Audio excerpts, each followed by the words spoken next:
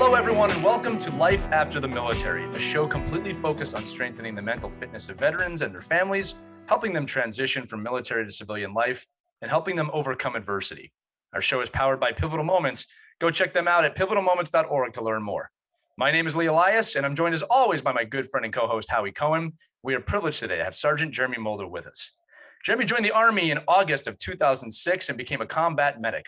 Jeremy has deployed to Afghanistan multiple times and treated a combination of American soldiers and Afghans who were severely wounded. He treated over 150 wounded in action with only one loss of life. In 2013, Jeremy was stationed at Fort Benning, Georgia, where he became a section sergeant. There, he oversaw all training and combat preparation for the medics in his platoon. He was medically retired from the Army on January 21st, 2015. In December of 2020, Jeremy and his good friend, Drew Lane, established USA Flagworks, a small business in Fort Mitchell, Alabama, where Jeremy lives with his wife, Madeline, and 14-year-old son, Jacob. Jeremy handcrafts personalized wooden American flags for homes and businesses. If you're watching this episode, you can see one right behind me and one behind Jeremy. I proudly have this on every episode we do, Jeremy. Above all, Jeremy is a proud veteran, husband, and father, and we are happy to have him on the show today. Jeremy, welcome to Life After the Military. Hey, thank you, man. Thank you for having me. No, look, I always say this, the pleasure is all ours. I learn every time I watch the show. And when you share your stories and you come on this show, the benefit is just so valued by everyone that listens. So the first question I have for you, Jeremy, is you served in the U.S. Army for 8 years as a combat medic. As we said, tell us about your military service, how it shaped you, the experiences, and what it brought to your life. So everything I did in the military kind of made me who I am today. I mean, I was always kind of a helpful person growing up. I always liked to help people and stuff. But then when I became a medic and kind of found one of my callings, I mean, my other calling is doing the woodwork, being behind me and behind you. But the medical aspect of things is where I excelled the best. I mean, I was able to help many, many people, be able to send a whole bunch of guys home, save their lives and stuff, to where their families weren't going through the loss of a loved one or anything like that. Kind of gave me a better outlook of life as well, seeing I guess you could say the dark side of everything, seeing people at their worst, at their lowest, and kind of giving me perspective of, hey, I'm lucky I made it out of here with all my limbs and stuff, and seeing everybody how much they struggle doing during recovery and stuff. It's kind of like, well, made me take life not for granted, but gave me a better perspective on life, I guess you could say. Yeah, for sure. Sorry about that. Yeah, so Jeremy, it's fascinating to me that you chose to be a medic. It sounded to me like, from what you just described, that's kind of your nature anyway. Just you're a very innately caring person. Want to help people, want to give back, which makes perfect sense that you would go into the medical corps or the medical service corps and help folks in combat. I think the statistic that Lee talked about, I think is incredibly admirable, that you had an impact on over 150 lives in combat, and I just want to personally say thank you. I'm sure other people have said this to you, but I mean sincerely, especially, knowing what veterans go through now with multiple deployments in a very challenging environment. It's tough enough to take care of yourself in that kind of environment, but to have to be willing to take care of others is a really significant challenge.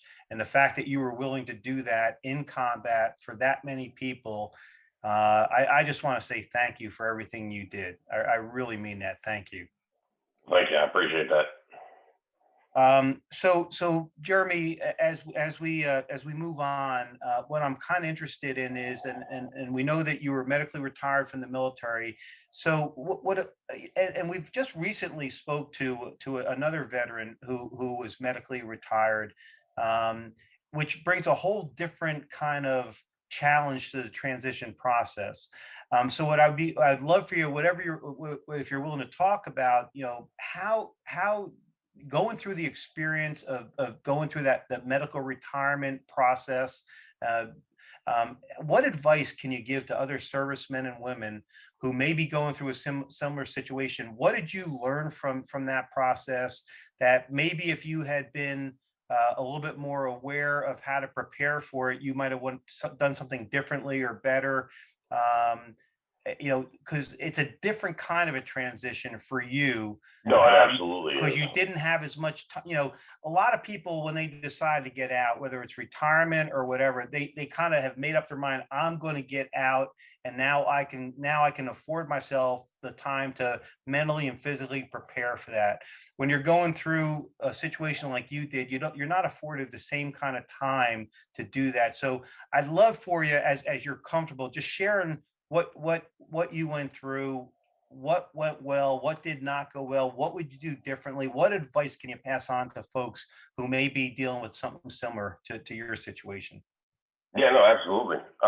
So when I initially first found out I was going to get medically discharged, I actually had a packet in to go OCS. Everything was signed off on. Wow. Everything was good to go, and our brigade at the time at Fort Benning, we were doing the kind of like a QRF thing, like the 82nd did. Right. And we were doing TBI testing and all this other stuff. And I got done with my TBI testing, and the guy came up to me and goes, "Hey, you need to go talk to the people at the TBI clinic." I said, "Okay." Did my testing with them, came back there, come to find out that I had a bunch of memory issues and spots on my brains and stuff they were worried about. And within, I think, a week, it was kind of like, "Oh, hey, you're getting out, and you'll be out in 90 days." Are you kidding me? Nope. Oh, It was, "Hey, okay, here's this, and this. Like, you've got PTSD, you got this, you got that." They listed off everything, and they're like, "Hey, it's about a 90-day process, and you'll be out." Like, they're like, the VA is working real quick, because it was during the whole downsize thing. So I didn't really get an option or anything. So it was kind of like my wife and I were jumping through hoops trying to figure out, what do we do now? Right. Because the plan was to do 20 plus years, and become an officer and all that stuff. And, wherever the cards fell, that's how they fell, with the military stuff. And then it was like, "Oh, hey, nope. Well, that plan got cut real short, real fast." I started my med board process in July. No, August. I started my med board process. In November, I was on terminal leave. Holy cow.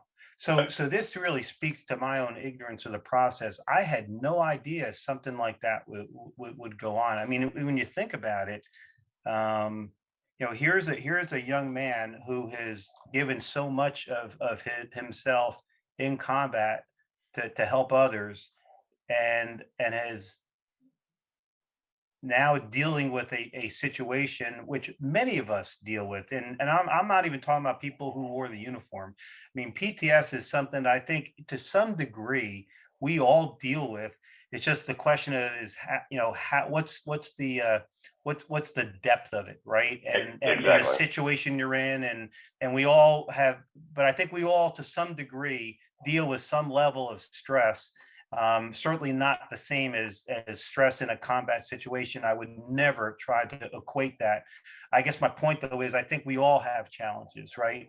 And then I 100% agree. Yeah, and what's astounding to me is that here's someone who has volunteered to go into the military, has volunteered to help others in combat, to help save their lives, now has his own challenges, and now we're based on post-traumatic stress, and now we're going to add more stress to that individual and his family by saying you're out of the Army in less than 90 days. I mean, that is, I will tell you, I cannot freaking believe that. It was a shock to me, because everything I knew, because I had guys that had gone through the med board process before, and it took them upwards of like a year. Yeah.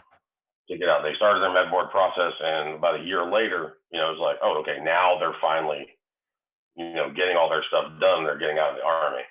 When my pebble looked at me, it was like, "That'd be about 90 days the rate they're going." I'm like, "Oh, okay." So my wife and I sat down. We're like, "Okay, well, now what do we do?" where is it? Because we didn't know what my rating with the Army was going to be. We didn't know what my rating with the VA was going to be. Right. I mean, you get it. I mean, you get it before you get out, but initially when it was told to us, it was a shock. It was like, okay, well, now what do we do about medical insurance? What do we do about, paychecks? What do we do about this? What do we do about that? How are we going to afford the house? How are we going to keep the car? How are we going to do this? I mean, because at the time it was, I know a lot of guys when they get out, they'll start saving up, when they make that decision, especially if they're a lifer, 2-3 years out, they start saving up money to be able to put a down payment on a house, or, Right. to make sure they've got extra money to do this and that, and it was dropped in our lap, and it was like, oh, okay, well, now we've got to really scramble and kind of figure everything out. I mean, luckily everything played out well, and, we didn't struggle. I mean, the moment my retirement date hit, I got retirement. Well, I guess you could say retirement from the Army until my VA benefits kicked in. I got 70% of my base pay initially actually, it was only about a month. And we had saved up enough to where it covered everything else. And, we still had extra. And then the VA pay started. And then we were good to go from there. So it was like, okay, well, we got lucky, but I know guys that, they got out and it took the VA like 6-7 months to pay them because of whatever reason, but they didn't get medical retirement like I did. So they struggled way more than myself and my wife ever did. So let's kind of talk through that a little bit, okay? Walk us through what you did, and how you were able to get yourself through that. Because I'll tell you, that's to me is a fascinating story in and of itself. How someone could respond to that kind of news, and that kind of change of life. You talk about a transition. I mean, that is it is stunning to me that the military put you through that. But what did you do, and how did you get through it, Jeremy? Talk to us about that. Honestly, the biggest thing that helped me get through it was my wife. Madeline she is a very detail oriented, and she can plan things out and kind of go, okay, hey, if this happens, then, we do X, Y, Z, or if this happens, we do A, B, C. She's got different options for everything. She kind of looks at everything way clearer than I ever have. At that moment, it was like, oh, wow, okay, my career in the Army is done. Now what do I do? I'm 27 years old. Now what do I do? And she was like, hey, look, don't stress about it. We'll make it work. We'll get through it. Because, she stayed home with my son, because when we were in Fort Lewis, the cost of daycare up there, if she would have had a job, that's all she would have been working for, was to pay for daycare. So it was like, okay, well, I prefer, you help raise our son instead of some random person, and so we get down here, and cost of living was completely different. So it was easier to set aside more money, and she had already set aside money that I didn't know about. And because we bought our house down here, and she started setting aside money to where, if something were to happen to the house, we had the money to be able to fix it, or if something happened to the car, we had the extra money to be able to do that as well, if it happened at the same time or whatever. So she had already kind of planned ahead with the saving money and stuff. And so it actually kind of worked out perfect, to where they were like, hey, you've got X amount of days, with the VA, and they're going to be done with it within like 90 days, and you'll be on terminal leave. So when we sat down and looked at everything, she was like, okay, look, like I said, if this happens, or if it takes this long for the VA to pay us, we've got this over here, we've got this here, and then we also had the benefit of my father-in-law living with us. And he even said, he was like, hey, look, he goes, I've got no bills. He goes, we took care of him because of his health. And he was like, look, he goes, if need be, if it takes forever for the VA to pay you or whatever, he goes, then I can help out. Luckily we didn't have to do that. Right. But there was a fallback plan. And some of the family as well, they're like, well, look, if, you need help, let us know, and we'll get it to where everything's good to go. So, it was, I guess it was more of a planning thing for us. And like I said, my wife was my biggest supporter in everything, and she was, kept me calm to where I didn't freak out or anything or do anything stupid. I mean, I know guys that, they find out they're getting med boarded and they think it's the end of the world, and then now some of them are either homeless or drug addicts or whatever. They turn something that it's not the end of the world, but they make it into the end of the world, if that makes sense. No, it makes perfect sense. And listen, I understand a lot of men and women are going through that, right? And it's one of the things that really is a kind of a passionate thing for me is how can we do a better job as with the military medical system, military leadership? How can we do a better job to help folks in those kinds of situations so that we're not driving, whether it's traumatic brain injury, PTS, maybe they sustain some form of wounds in addition. So they're dealing now with significant amounts of pain. Because one of my biggest concerns right now is, we the way we treat folks medically, we give them these drugs that ends up turning them into an addiction. And I know we're trying to help them with the pain, but it turns into something very significant that now adds to more challenges for these men and women to overcome. So I completely understand what you're talking about. So just so I understand, again, I'm just kind of lay out my own ignorance here because I'm not very well schooled in this, not having ever gone through this or haven't had a soldier that I led going through this. So when you went through this process, Jeremy, I mean, how supportive was the VA? And I'm not talking about just in terms of funding, right? I mean, did they at least provide some other kind of counseling opportunities or access to programs to kind of help you and your family, deal with this? Or were you guys pretty much on your own? I mean, honestly, we were pretty much on our own. I mean, there were some services, but trying to get appointments to them at the time was impossible.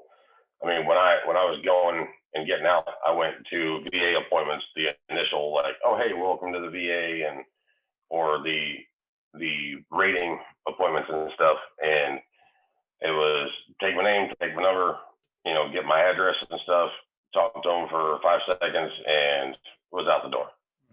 I mean, when I initially got out and I had my first TBI appointment with the VA, I talked to the doc and he looked at me all weird and was like, "Those are real eyes?" And I'm like, "Yeah, they're my real eyes, man. Like I can see with both of them." He goes, "Oh, so you don't have a penetrating head trauma?" And I was like, "No. I feel like I would remember if something went through my head." And then, we went. I had my appointment with him and went and saw the nurse. She gave me an iPad, had me download like 4 apps, and was like, "All right, see you later. Good luck." And I was like, "So there's no other anything for the TBI clinic?" She goes, "Nope, that's about all we're going to do for you." Hmm. I was like, "Oh, okay."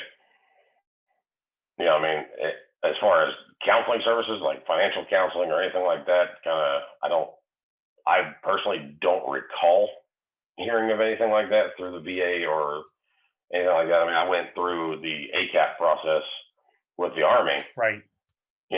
And that they did the whole job fair thing and talking about financial services and talking about if you got retired you would have this benefit and this benefit, I mean, but VA wise, it was pretty much nothing. It was like, oh, hey, yeah, you'll have these appointments, and then you'll kind of go from there down the medical route with the VA, which, man, since I've gotten out, there's really been nothing to help.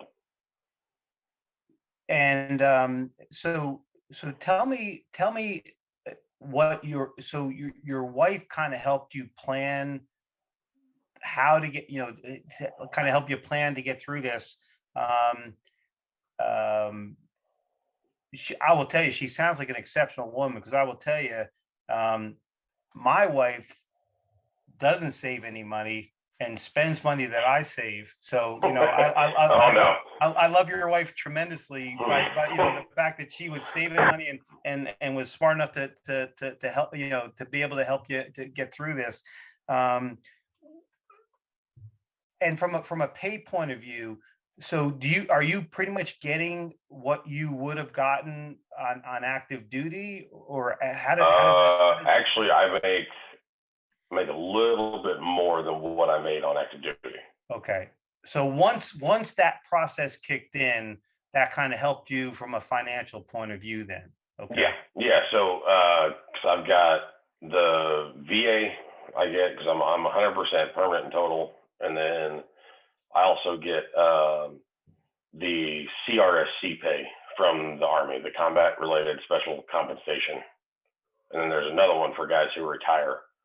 But the CRSC side of it is for guys who get medically retired. So anything, when you're going through the med board process, anything that the Army deems as combat related injuries. So the problems I've got with my shoulders, my back, my knees and stuff, they're all like, okay, well, yeah, that's attributed to being in combat situations and stuff.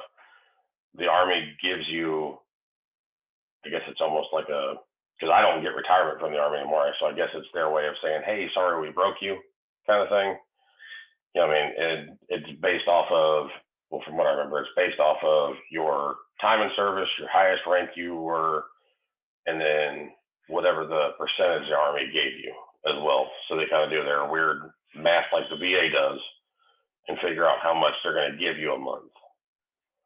So listen, I know this is and I don't mean to, I'm not trying to stump you here, but so look now, you know, looking back on all this, right? What advice would you give to men and women who are going through this process right now? If you could talk to them and say, hey, here's what you need to be thinking about. Here's what I recommend you start planning for. What advice would you give them right now? Right now, I would probably tell them to prepare the best they could financially. You know, I mean, set aside as much as possible, because I know still to this day, there's guys that get out and it takes them 4 to 6 months for the VA to pay them, you know, and kind of prepare financially the best they possibly could. And if they don't have a support system, get a support system, you know, or try to find somebody that could be a support system for them. Because I know, I mean, my wife was my biggest support system, but I know when I was getting out and when I got out, I turned to drinking real heavily. Yeah, because I wasn't happy with how things went or how things ended and stuff like that. You know, and I mean, luckily, again, my wife, I say my wife Madeline, you know, helped me. I mean, because she did. She's helped me through everything. You know, I mean, she pulled me out of that funk I put myself into, you know, and got me back to, I guess you could say, being normal or whatever. But I mean, that's probably the two biggest things: is make sure, you know, you prepare financially, have a support system, and then also make sure everything is documented correctly.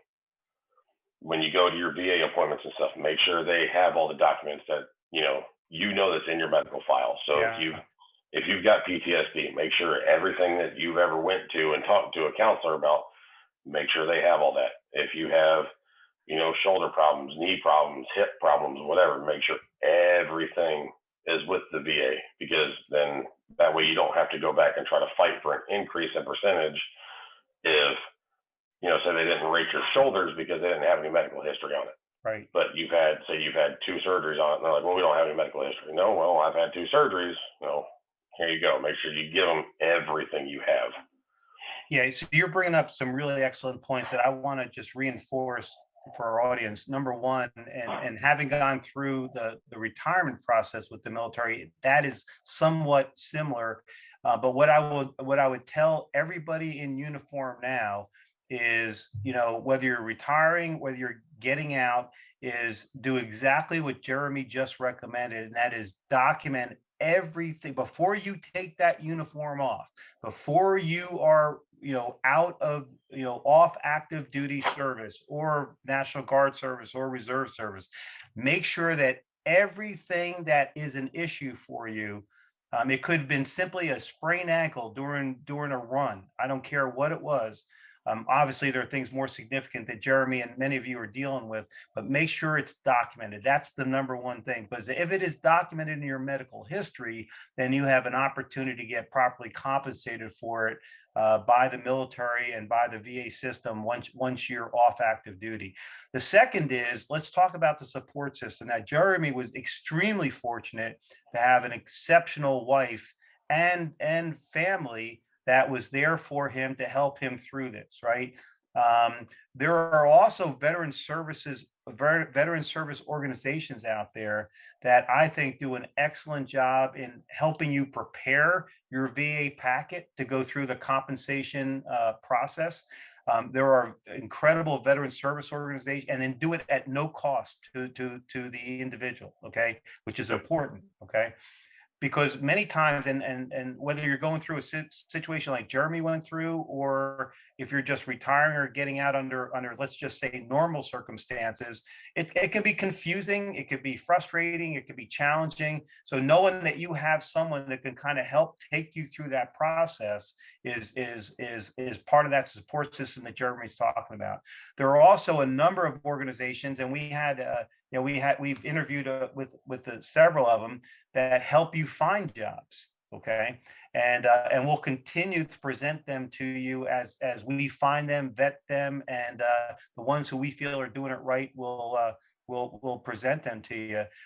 There are a number of organizations that help you through some of the challenges, the emotional and mental challenges that you may be going through, again, at no cost to the individual. So if you don't feel like you're getting the proper care from the VA system or the military medical system, there are veteran service organizations out there that are very focused on helping people through these kinds of challenges at no cost to the individual. I want to keep making that point, at no cost to the individual. And it's one of my mandates as the director of the Charlie Mike channel to find them, to vet them, and present them to you as best I can. And as I do that, I will make sure that we include those on the Charlie Mike website, so you have a resource to go to see who we think are the ones who are doing it right and could be helpful in that support system, or being that support system that Jeremy just described. Hey, listen, I know this is, and I don't mean to make you relive this, Jeremy. Oh yeah, no, you're good. I mean, if I can help somebody, give them insight on making the transition easier. I mean, well, that's your nature, I will man. gladly do that. I mean, I've helped a lot of my buddies that live around me transition, doing either, whether it be retirement, and I don't really know the retirement process of it, but I help them get through the VA process of everything, and then I've had plenty of guys around here that have medically retired and stuff, and they come knock on my door like, hey, can we sit down and talk? Like, I don't know what any of this means. Yeah, there, my table, my house is always open. Like, you want to sit down and talk? Let's sit down and talk. Well, because my wife, she can explain it to everybody too. She was there step by step with me. Yeah. So that way, if one of our friends' wives came to her and said, well, what do we do now? And she could be like, oh, well, look, this is what we did. She's always one to educate herself on everything, and she educated herself on the entire process. And she's done the exact same thing. She sat down with wives and said, hey, look, no, don't worry about it. Like, this is normal. This is what we went through. Calm down. It's going to be okay.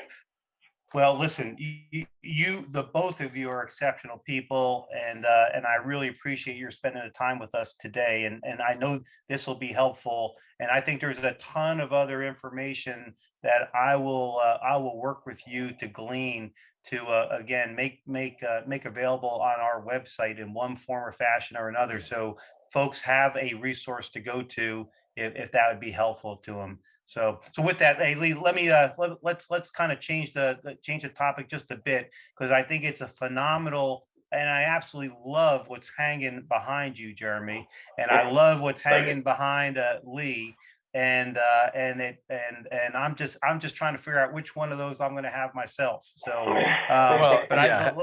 let's talk about the business you started. I would love to hear more about that. So Lee, I'll turn the floor back over to you. Yeah, Jeremy, I appreciate you being so open and vulnerable with your story, and we can get to more of probably the fun part of the story now. I will say this while Howie's on the air, Jeremy, you and I need to talk after the show about getting Howie one of these because I'm going to make sure I buy one and get it sent to his house. And the reason why is Got this: it. I'll tell a little story here. Um, so I was at my house one day, and I got a call from another company, not mine, and they said, oddly enough, "Hey, we have a package for Lee here. We have no idea why." Right. So anyway, we got it forwarded. It got sent here. And I'm like, I didn't order anything. I have no idea what this is. Right. And I got to the house and I opened it. And for those of you watching, you can see it. For those of you listening, this USA Flagworks flag with my company, I won't say the name because I'm not trying to sponsor the show here. Our logo's in it. It's a flag. Anyone that knows me, Jeremy, really closely knows this. And again, um, in my office, I am surrounded by really two things: pictures of my family, looking at them, my family and my friends, and then military stuff. So I have several flags here. I have several, I'll just say military things that I can't talk about in this room. And when this flag came in, I said, I'm going to put that behind me so it's on every single podcast and meeting and thing that I do. That's how much it meant to me. And then, the other thing that happened was like, well, where did this come from? Like, who got this? And your business partner, Drew Lane, who's a good friend of mine, an unbelievable human being, who's like yourself, just sent it to me for no reason. There was no reason. I didn't win anything, I didn't do anything, just to do it because we have that kind of friendship. That meant more to me than I think almost any other gift I ever got. And then obviously I was introduced to you. There was a letter with it from you. And over the course of a few weeks, I reached out to you and I said, hey, man, I got to tell you, I'm blown away by this thing. I do this podcast with Howie. I want to have you on. I want to help spread your story. But I just want to tell that story because this is just one of my most favorite things in the world. Right. Well, thank you, man. I appreciate it. I'm glad it is. I mean, it was everyone we've made. I mean, it sounds corny, but it's an honor and a privilege to make it to people. Right. I mean, I've done a lot of flags for Drew that he sent out to people, and they have no idea it's coming. Right. I've gotten thank you letters from people, and they're like, "Hey, thank you, man." And I'm like, "Well, it's not really me. Like, I just made it. Right. Drew's the one that wanted to send it to you, man. Like, I'm the one who I'm just the guy who makes the flag. Right. He's been a huge supporter, and like you said, he is an awesome human being. I mean, and he even told me with your flag, he was like, dude, he's like, it's going to be a huge surprise for him. He's like, he's going to love it. And I was like, all right, cool, man, let's do it. Yeah, well, it was all those things. I can tell you that. And again, I wasn't expecting it. He knows my reverence for the military. Like I've said this on other shows, you guys are my heroes, right? Like, I love superheroes on movies and stuff. I'm a big geek myself, but when it comes to really being heroes, you guys are my heroes. So for this, man, a hero sent this to me in my mind. And I really mean that, Jeremy. I'm not just saying that because we're on the air. Like, that is how I've always looked at these things. And I'm not kidding because my teammates, my coworkers always tease me. I'm looking in the corner of my room. My diploma and a bunch of awards are literally packed in the corner where I can't see them. That's not the stuff I want to see. This is what I want to see. I'm constantly reminded of the things that are important to me. But let's get into the story a little bit because I just had to tell the story of how that arrived because it's got to be one of the top 3 greatest things I've ever received in my life. And the other 2 are both military as well. But tell me about USA Flagworks. Tell me how it got started.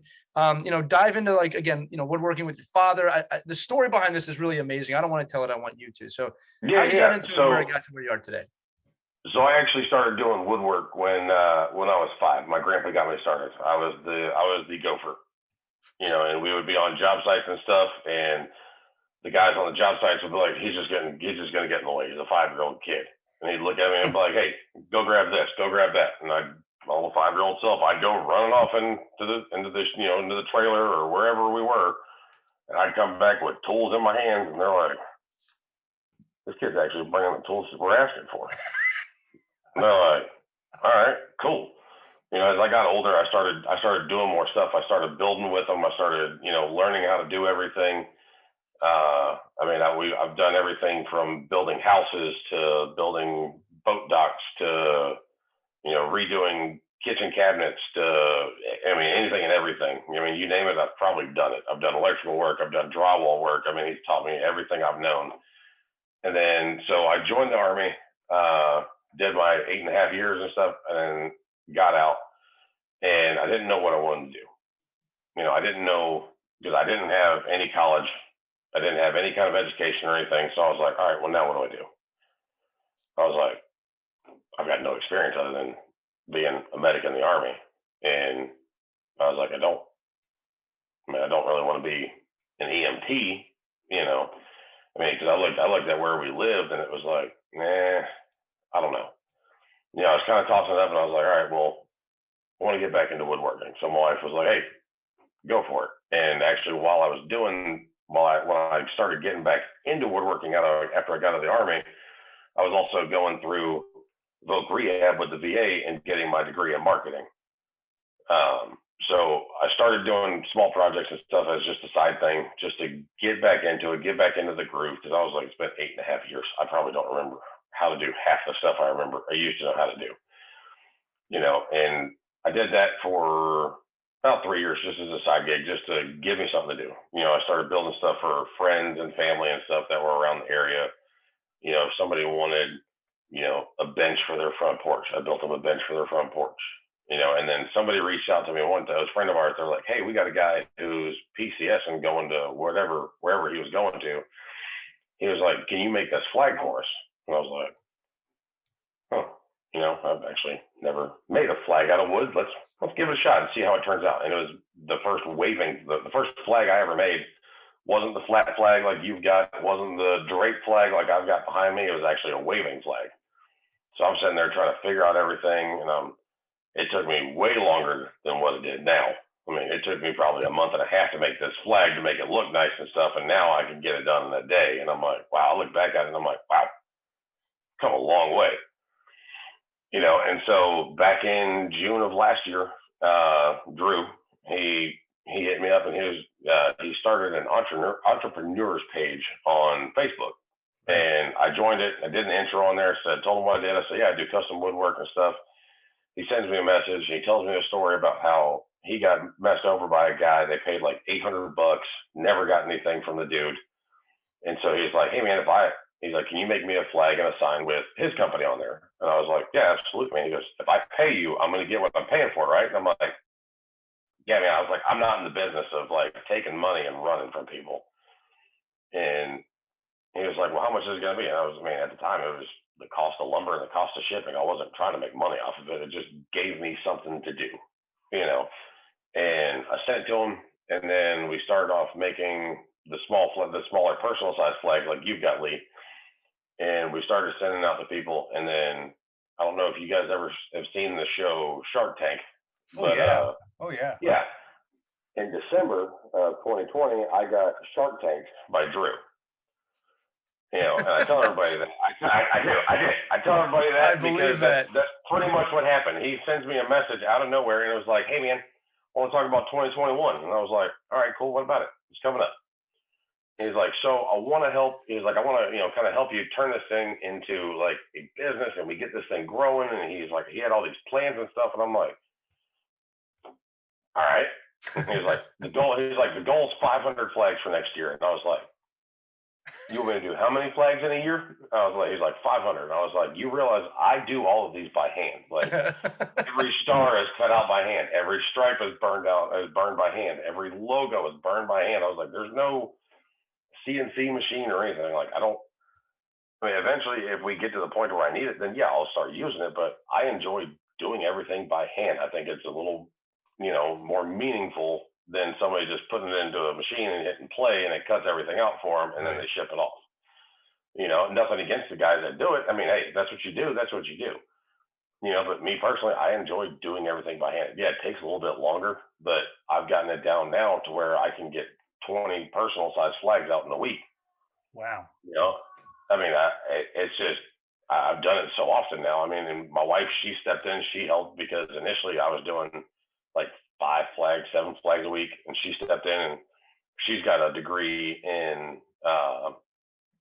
management. And I forget what else it is, but she can basically go into a company and help them become more effective.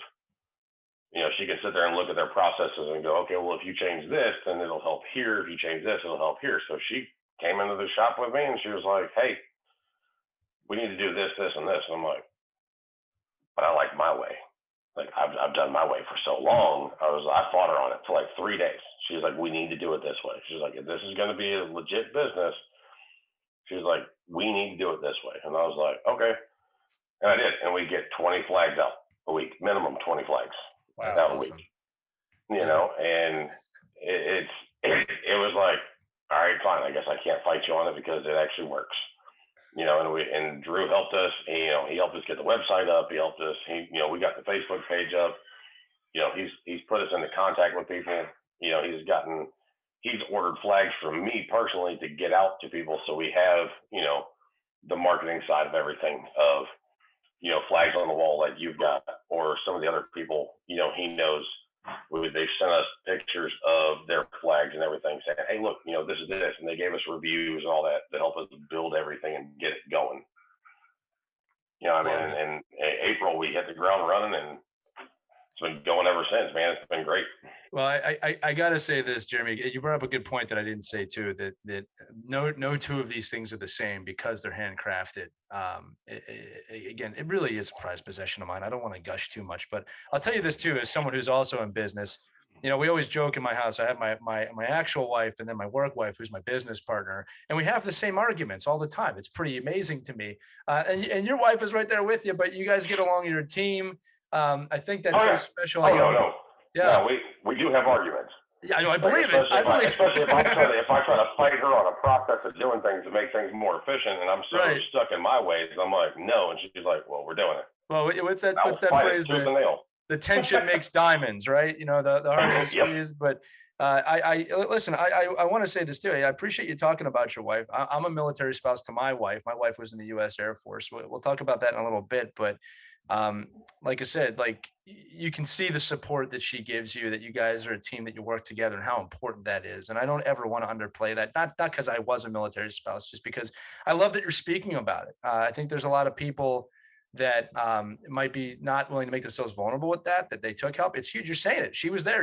That's exactly, in my opinion, what a strong military marriage should be. But again, I mean, she's been there every step of the way through the military and through just me doing woodwork on the side, and now the USA Flagworks stuff. I mean, she runs the admin side of it, and she helps me build these flags. I mean, it's awesome. Yeah, you know, I'll say this too, by the way, your impression of Drew Lane, just for everybody listening, that's exactly what it would sound like. Hey, man, want to talk? Yeah, we're doing this. Yeah, go. It is like you being on an episode of Shark Tank without trying to be on Shark Tank. Right. Like he's already thought out everything, and he comes to you and he's like, "Here's what I got. Here's what I got thought of." Yeah. I was like, "Yeah, it's more when like." Did you think of this? It's like Pit Viper Cage. That should be the name of his. Like, yeah. I'm coming for you. You know. Anyway. I mean, and he's amazing with that stuff. You know, one of the things I know Howie has a question about this too. Obviously, with any veteran-owned business. You keep it with the veterans. And what I love about this is that, you know, because your service was kind of cut short, your want to help people in the military, veterans, to keep that part of your life stayed. And you do something very special that Howie's going to talk about here right now that we definitely want to highlight. Yeah, and actually, before I get into that, a couple of things you said earlier, Jeremy, really resonated with me. And Lee, I can't help but go back to the Skate for the 22 Foundation podcast that we did. One of the things that really was so meaningful that came out of that effort with our friends up in Boston. And I don't know if you're familiar with these guys or not, Jeremy. Oh yeah. We have two wonderful, Bobby Colton and Jonathan Demers, just two absolutely tremendous young men like yourself, very caring, very giving, very committed to helping others through their struggles. You know, one of the things they found out was if a veteran, one of the things I think the challenge that a veteran has is they lose that sense of camaraderie when they exit out of the military, because you've gone through so many challenges, mental, physical, emotional challenges together as a small team, and you bond in a way that it's I don't know that bond exists in anything else, even high level sports. And then all of a sudden you're out and you lose that bond, you lose that connectedness to your colleagues, to your buddies, to your teammates. Hmm. And you have to find something that kind of replaces that and get you through. And for you, just making the flags was doing something you were passionate about. It helped you focus on things, and it helped you kind of, make that transition from the very challenging situation you had in the military. So I think what I want to echo is that opportunity for the folks who are transitioning, and again, to challenge them. Find the things, whether it's something you do for a living that supports you and your family, or it's something you're doing on the side that just helps you with your mental, emotional fitness.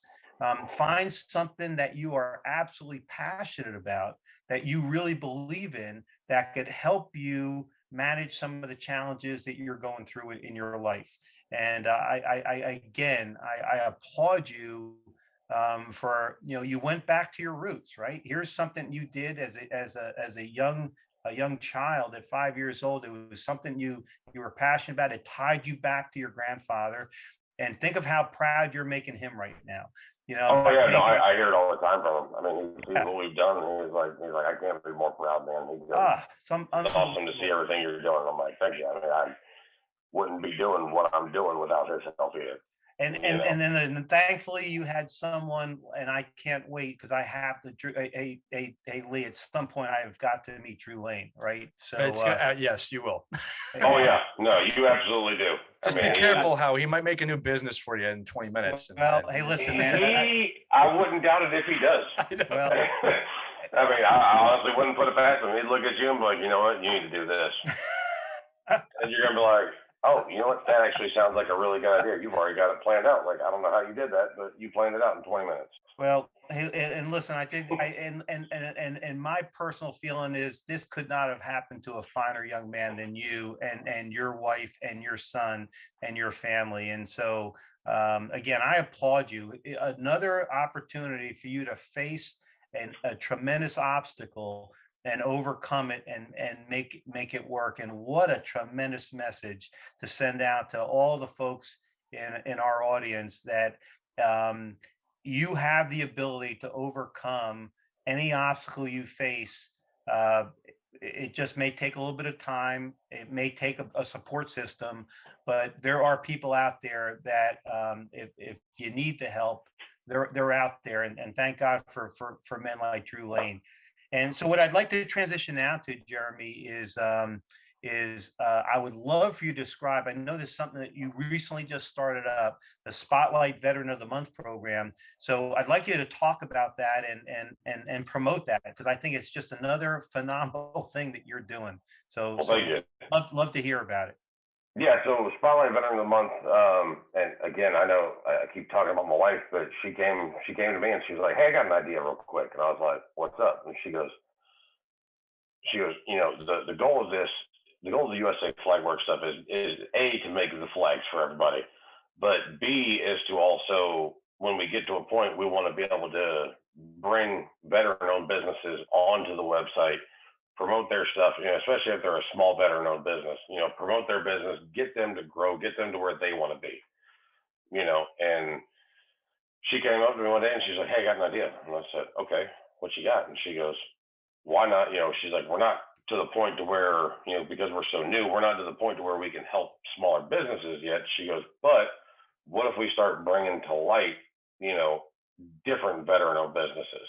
It's not getting them on the website or anything, or not even just veteran-owned businesses, but veterans in general, get their story out." Because she's like, there's a lot of them that don't want to get their story out, or they just don't have the means to do it. And she was like, "What do you think about that?" And I was like, "I absolutely love it." We talked to Drew about it, and he was like, "Hey, let's do it." So every month now, we try to get a veteran, somebody to nominate a veteran, give us their story, give us, why do you think this person should be the Spotlight Veteran of the Month? We put it on the Facebook page, put it on Instagram stuff. We send that veteran a flag. It'll say Spotlight Veteran of the Month, and it'll have, it'll say it's for December. It'll say December on one dog tag and 2020 on the other dog tag. And so every month somebody's getting a free flag just to say, hey, thank you. Guys tell me thank you all. People tell me thank you all the time for my service. Well, I can do the same thing for you. Hey, thank you. Here's a way for us as a company and us as individuals just to say thank you. We heard your story. We think your story is awesome. We put your story out there, talk about all the great things you did in the military, all the great stuff you're doing after the military. And we send you a flag and we say, hey, thank you, man. Like, we could not thank you enough. And it's an opportunity to not only get their story out, but also to recognize the things that they did. Give them recognition, because we've seen some stories. It's like, wow, okay, like, hey, we'll get him in line. We'll get him or her in line for this. And so whenever it's their turn, it's okay. Here's their story. Here's why they were picked. And it's not. It's not really in order to picking. It's people submit stuff and we go, okay, it'll be this person this month, this person this month. We just go down the line. And it's an awesome way to do exactly what it is: spotlight the veterans. So, Jeremy, how long have you been doing this now? We started doing Spotlight Veteran of the Month in July. No, I'm sorry, June. Okay. June 2021. Right. Year. This is very recent. Yeah, this is brand new. Yeah, we've done one so far, and we've got two lined up because it was so brand new. We were still trying to get everything out. So July and August we didn't really get anything. So it was like, okay, and then now we're starting to get people to nominate people. So it's like, okay, now we can start lining this up and get it out even more. We have people like our personal friends that are veterans that we've spotlighted, but they're like, well, this is not for us though. And I'm like, no, I understand that, but you guys are veterans. We're trying to grow this. You know what I mean? Like, we've got to start somewhere. Show people, yes, this is a thing. This is what we're trying to do. And it's a process. And we're finally starting to get nominations and stuff. And it's like, wow, there's some stories. It's like, oh, okay. So and maybe you could help explain the process, right? So if someone who's listening knows of someone they think is worthy of being a Spotlight Veteran of the Month for USA Flagworks, how do they submit a nomination for your consideration? Yeah, no. So there's actually a couple different ways. So they can go on to the Facebook page. They can just search at USA Flagworks, and then they can send us a message that way. Or they can go on to the website, which is www.usaflagworks.com. And at the bottom of the page, there's a contact thing on there, or contact us button. Sorry. They can click on that, or they can send us an email at support@usaflagworks.com and say, hey, I want to nominate, so-and-so, give us their story. They can go ahead and send us all that. Or if they just say, hey, I want to nominate, John Smith, who was a sergeant major in the Army, or, whatever it is, they can send us an email. We'll reply back to them. We'll say, okay, hey, look, this is what we need. We need pictures of them. We need, their story, why you're nominating them. And then we just kind of go from there and build everything up. We then, once they're selected, we get their address, we get their contact info, so we can reach out to them and say, hey, you've been selected. This is this. We're going to share this story. Are you okay with this? And then we get their address and stuff and send them the flag. We're like, hey, we're going to send you a Spotlight Veteran of the Month flag, and go from there. So. Well, and listen, our promise to you is all the information you just highlighted in terms of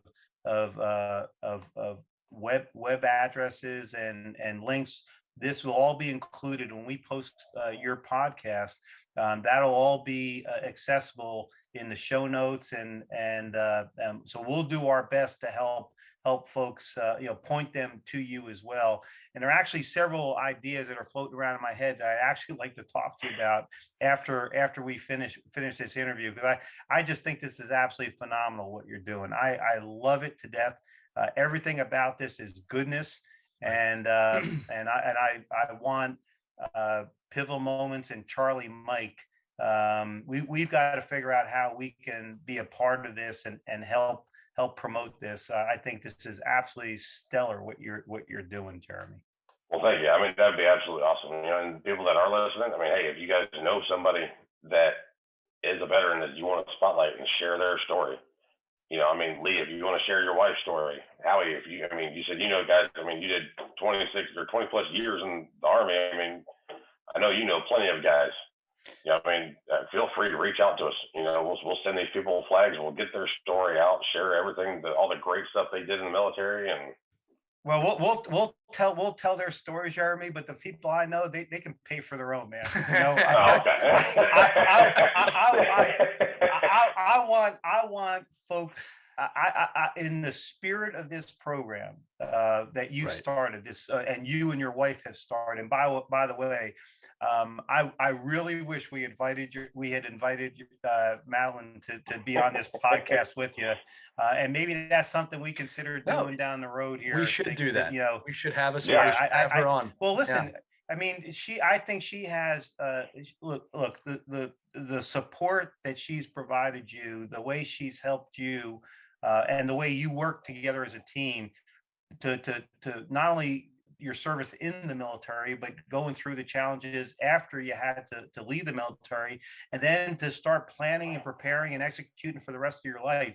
I mean, I would love an opportunity to meet Madeline and have her as a guest with you sometime in the future. But yeah, that'd be awesome. Yeah, she can tell you way more stuff. I mean, going back to what you were talking about earlier, the skate for the 22 stuff. I mean, I had to look it up real quick because I couldn't remember if we shipped it out or not. But we actually made a flag for those guys. So listen, man. And he had it in the episode. An awesome organization. Yeah, he had it in the episode where you did with him. He had his behind him. Oh, okay. I'll have to go back and look at it. Yeah, but I mean, it's awesome. I mean, it's an awesome organization.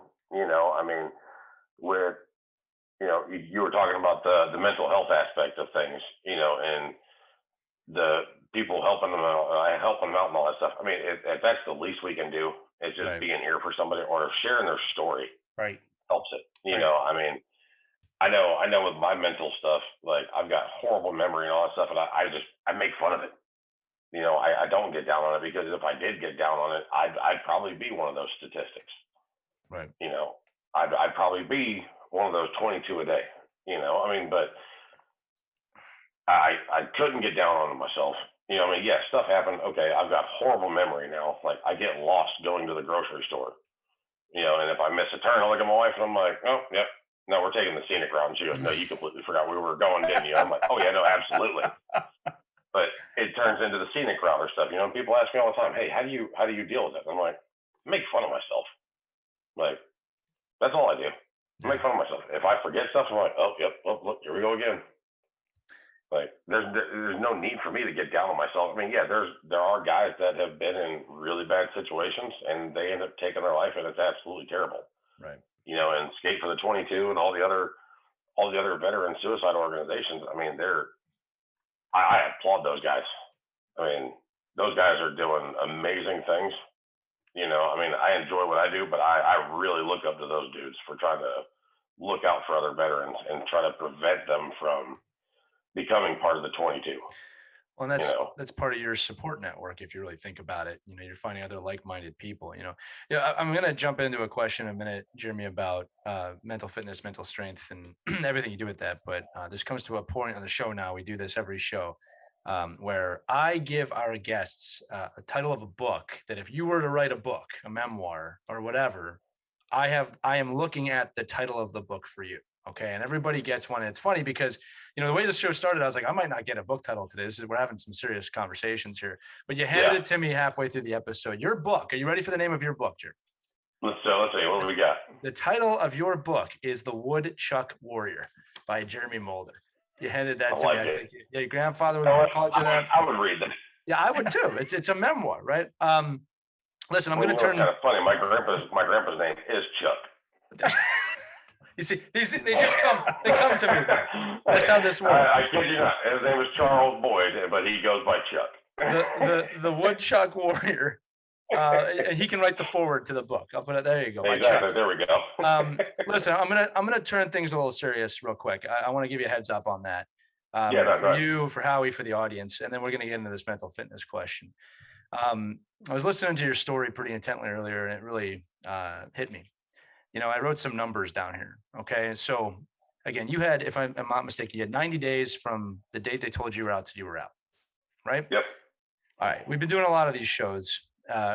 We've come to the consensus that to actually prepare for this, which you're never really prepared, it would take someone 2 years to accurately or actively prepare for this in a way that would be clean.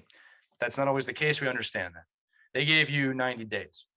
When my wife got pregnant with our first son, they gave her 6 weeks maternity leave. It wasn't enough time. With our second kid, they gave her 12 weeks. It wasn't enough time mentally.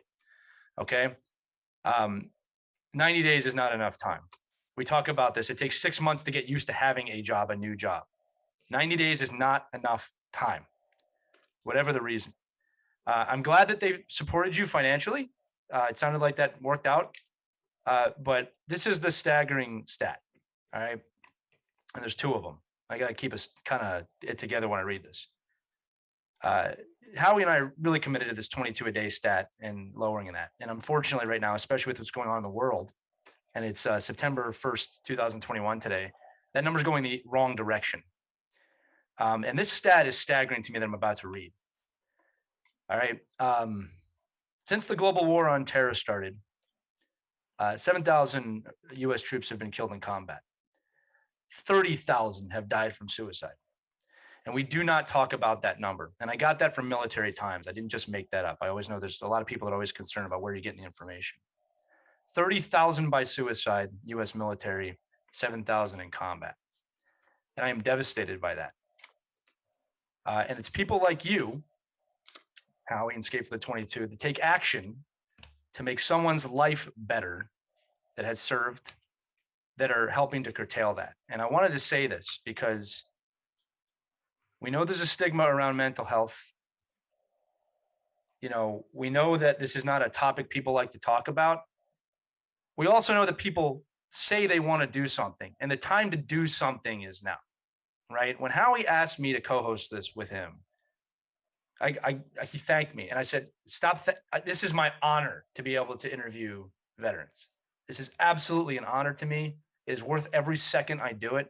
I said it to you before. You guys are my heroes. We need to take more action. You guys are taking action as a society to serve the people that have served us. All right, it has to happen. This is the thing that we don't talk about. Everybody says they want to help, and I believe that they do, but we have to start taking more action.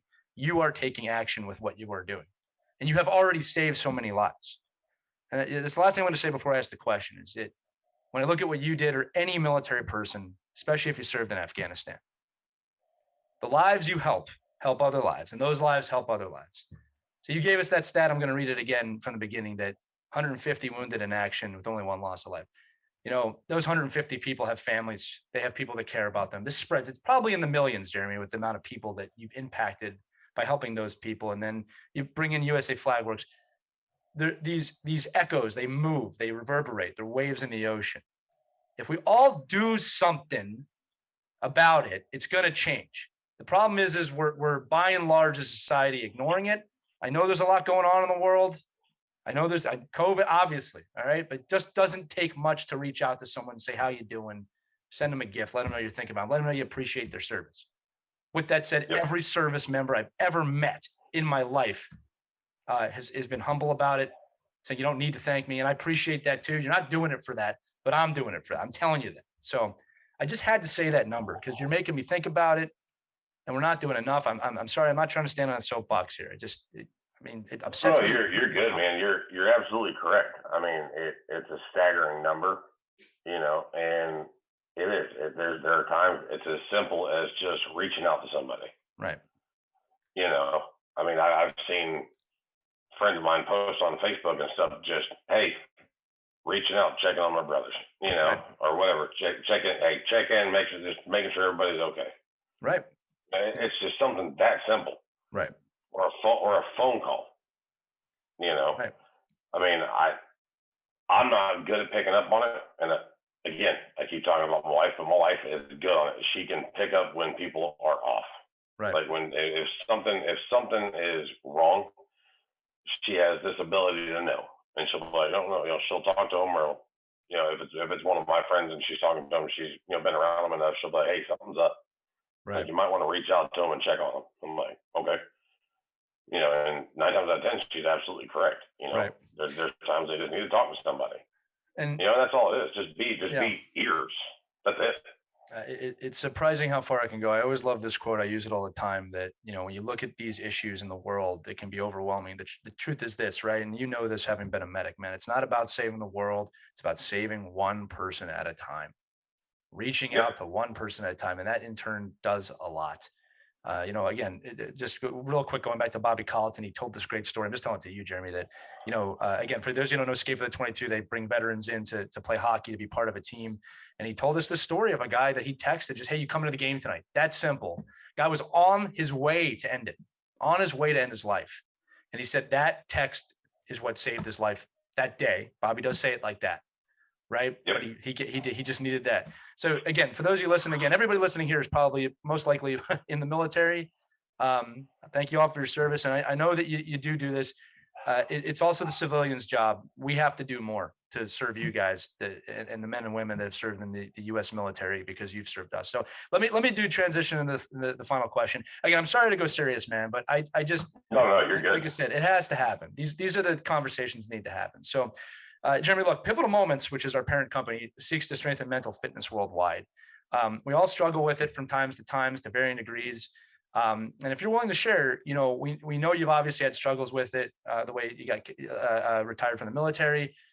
Could you share what you've experienced, how you struggled, but most importantly, what you did to strengthen your own mental fitness, what you did to get through it? You talked about a lot of it today with your support group, your wife, and any advice you have to anyone listening, just to break that stigma behind mental health and to move forward. Yeah, no, absolutely, man. I mean, I've had my struggles. I've got a psychiatrist or psychologist. Oh, psychologist. That's one of them now.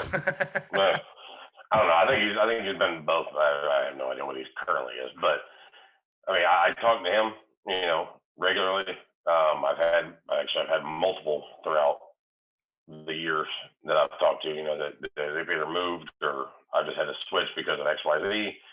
I mean, that's been a huge help. My family, my friends,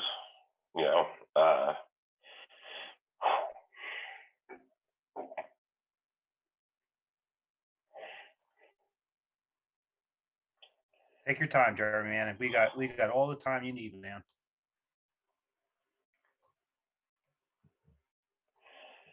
I mean, I keep saying it, but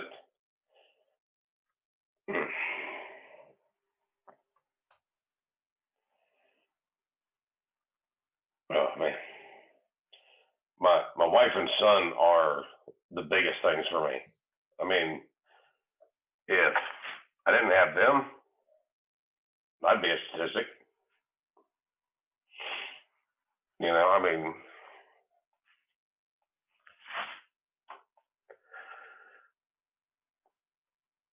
Hey, look, let me help you here a little bit.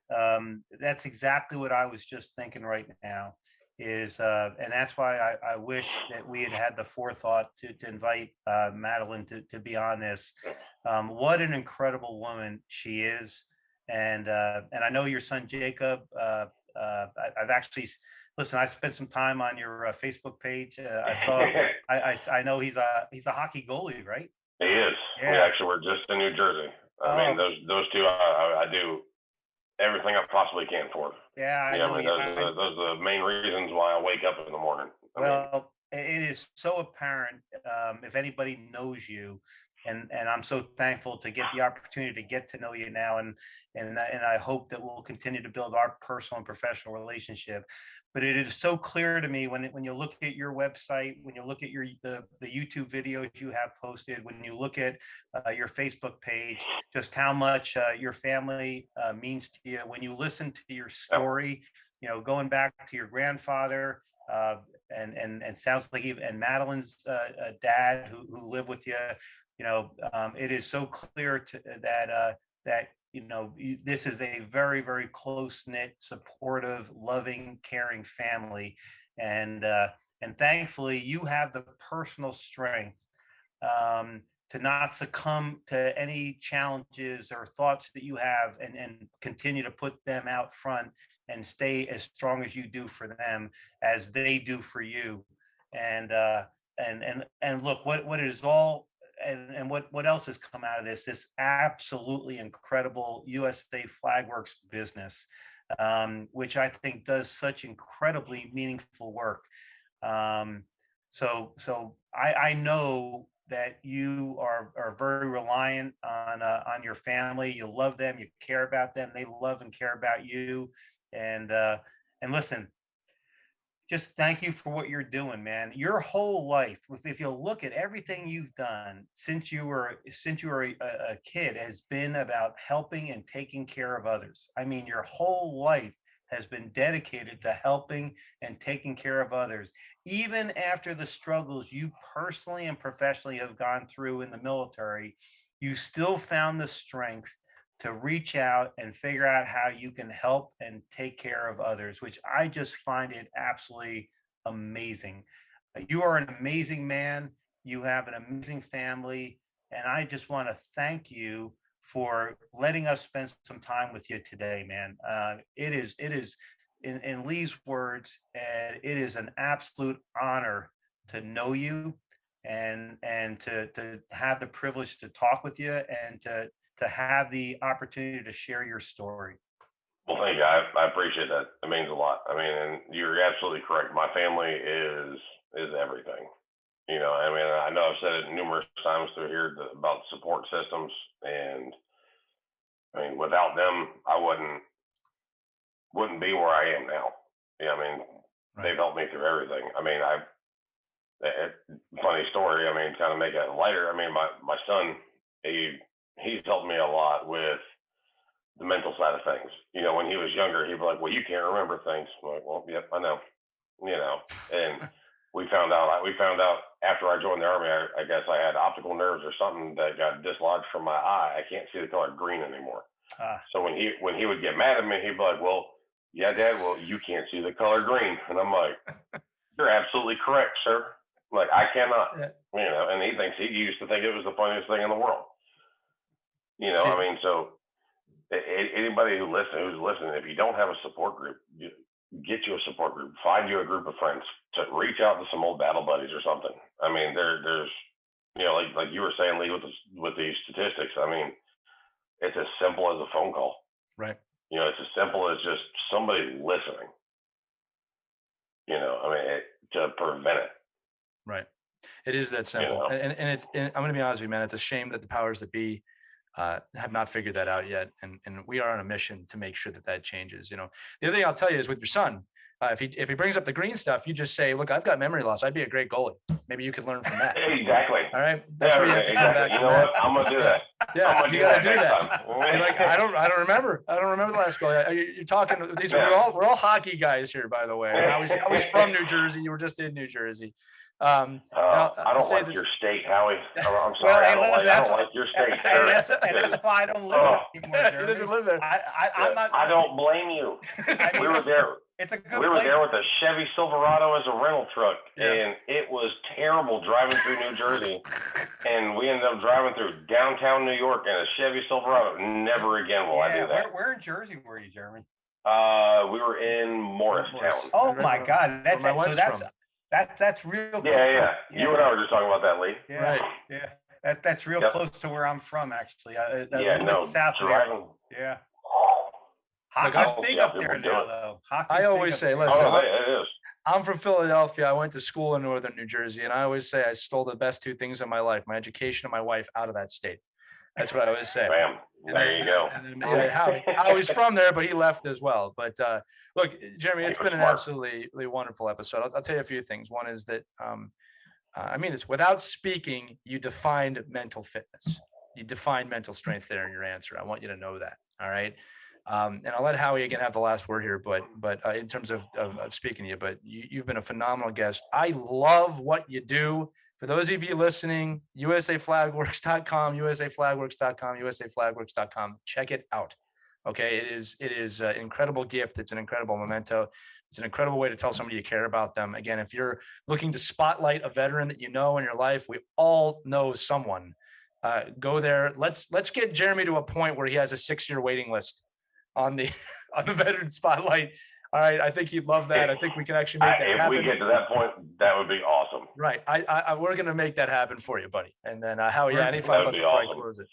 No. I echo everything Lee just said, and that's I just added that to one of my personal missions, man, is to help you grow this company and help you take care of more people. So again, and we'll talk more after we turn the recorders off. But again, thank you. So you are an incredible man, and you have an incredible family, and thank you for being a part of our show.